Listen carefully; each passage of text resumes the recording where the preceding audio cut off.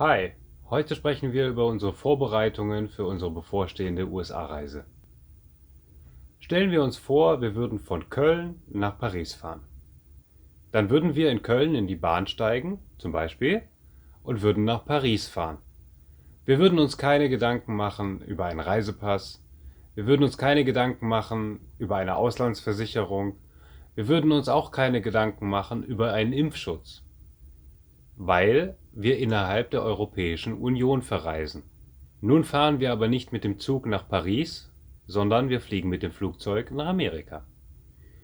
Hier sieht die Reisevorbereitung ein bisschen anders aus und ist weit komplexer, als ich es mir vorgestellt hätte. Während es noch relativ unkompliziert ist, eine passende Bahnverbindung von Köln nach Paris zu finden, ist es durchaus komplizierter, einen passenden Flug von Köln nach Amerika zu finden. Da ich vom Reisen relativ wenig Ahnung habe und von Flugreisen schon dreimal nicht, habe ich Marina verpflichtet, sich um die Buchung unserer Flüge zu kümmern. Sie hat deutlich mehr Reiseerfahrung als ich und kennt sich auch mit internationalen Reisen durchaus besser aus. Wir haben also alleine 5 Stunden damit verbracht, zusammen auf dem Bett zu sitzen mit einem Laptop vor uns, um passende Flüge zu suchen. Dabei war es uns wichtig, dass die Flüge so günstig wie möglich sind, da wir beide keinen riesen Geldbeutel haben und für den Flug natürlich nicht mehr ausgeben wollten als tatsächlich nötig. 5 Stunden später hatten wir also unseren Flug.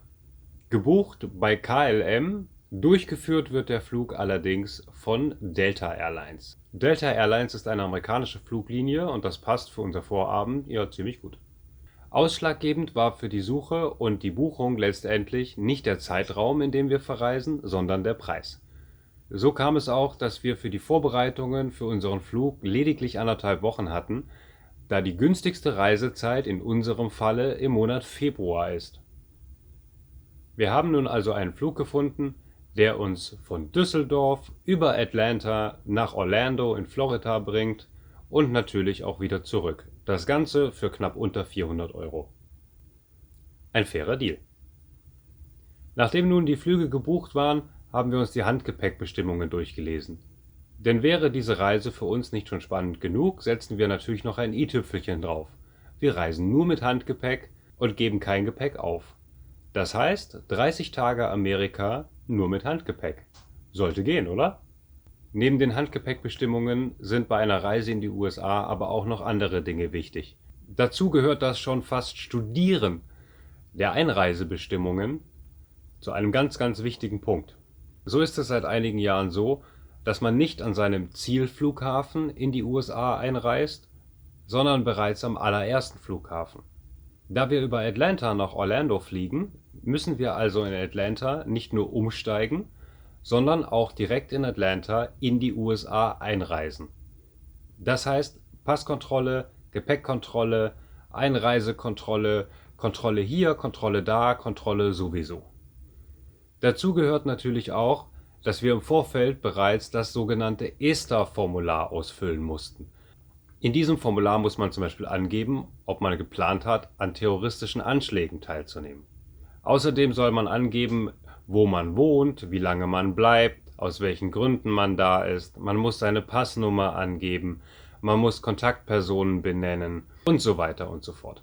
Das macht man idealerweise gleich zu Beginn seiner Vorbereitungen, aber maximal 72 Stunden vor Beginn des Fluges.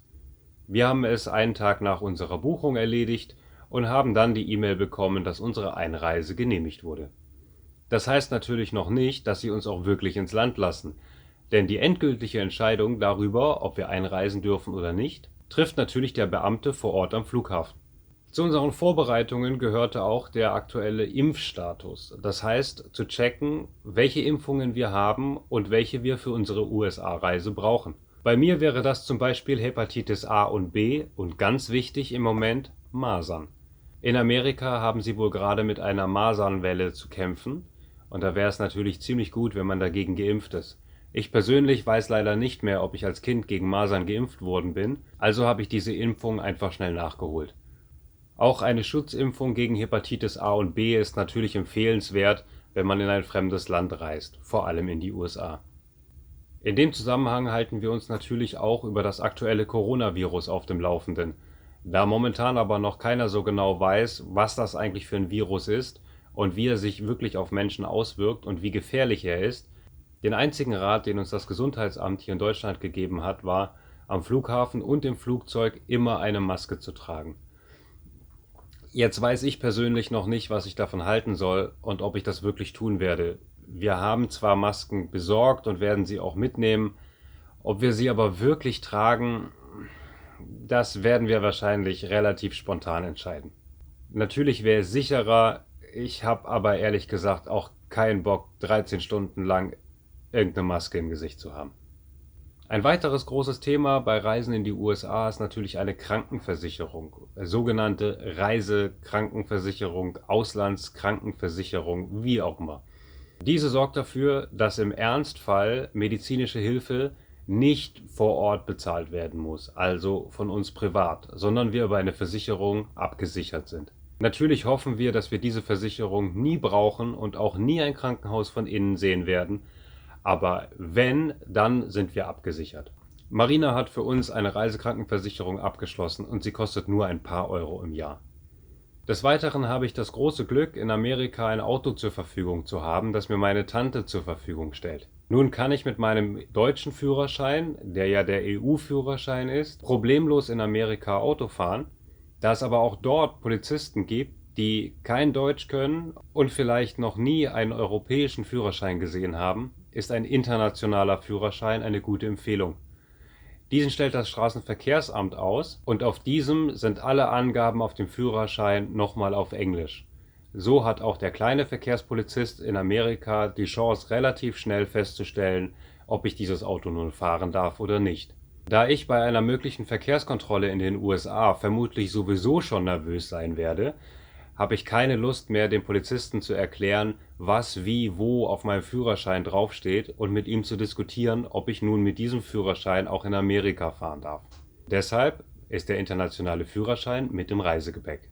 Nun werde ich 30 Tage in den USA sein. In dieser Zeit möchte ich natürlich auch nicht auf mein Handy verzichten. Mein Vertragsanbieter hier in Deutschland, ich will ihn mal nicht namentlich nennen, hat ein ganz miserables Angebot für diesen Fall. Daher kommt er nicht in Frage. Ich habe mir bei Amazon eine amerikanische SIM-Karte bestellt, mit der ich eine Datenflat und eine Telefonflat auch für internationale Anrufe habe, wenn ich in den Vereinigten Staaten bin. Dazu habe ich eine US-amerikanische Handynummer. Das gab's für kleines Geld, gilt einen ganzen Monat und somit bin ich einen Monat lang erreichbar, ich habe Internet auf dem Handy und kann, wo auch immer ich bin, in Kontakt treten. Und natürlich im Notfall auch ganz normal telefonieren, als wäre ich ein US-Amerikaner. All die Dinge, die wir mitnehmen möchten, müssen natürlich auch irgendwo rein. Da wir jetzt nur mit Handgepäck unterwegs sein werden, habe ich ein Problem. Ich besitze zwar eine große Reisetasche und 2 Seesäcke, aber die sind alle zu groß. Ein richtiges Handgepäckstück besitze ich gar nicht. Aber das ist kein Problem, denn Marina hat eine nette Kundin, die mir kurzerhand ihren angeboten hat. Ich war ehrlich gesagt zu geizig, extra für diese Reise einen neuen Koffer zu kaufen. Ob alles, was ich mitnehmen möchte, dort reinpasst, werde ich wohl morgen feststellen, wenn ich anfange, den Koffer zu packen. Ich bin super froh, dass all unsere Vorbereitungen jetzt abgeschlossen sind und ich morgen anfangen kann, meine Sachen zu packen. Und ich glaube, dann werde ich auch wirklich realisieren, dass es jetzt gleich losgeht. Ich bin super aufgeregt und Stand heute fliegen wir ja bereits übermorgen. Also nur noch 2-mal schlafen. Und so richtig ist es bei mir noch nicht angekommen. Ich glaube, das kommt entweder beim Kofferpacken oder beim Betreten des Flughafens oder vielleicht sogar erst in der Luft oder vielleicht sogar erst am zweiten Abend. Ich habe keine Ahnung, ich bin super aufgeregt und ich freue mich einfach mega auf diesen Trip zusammen mit meiner Freundin. Es wird bestimmt einfach großartig.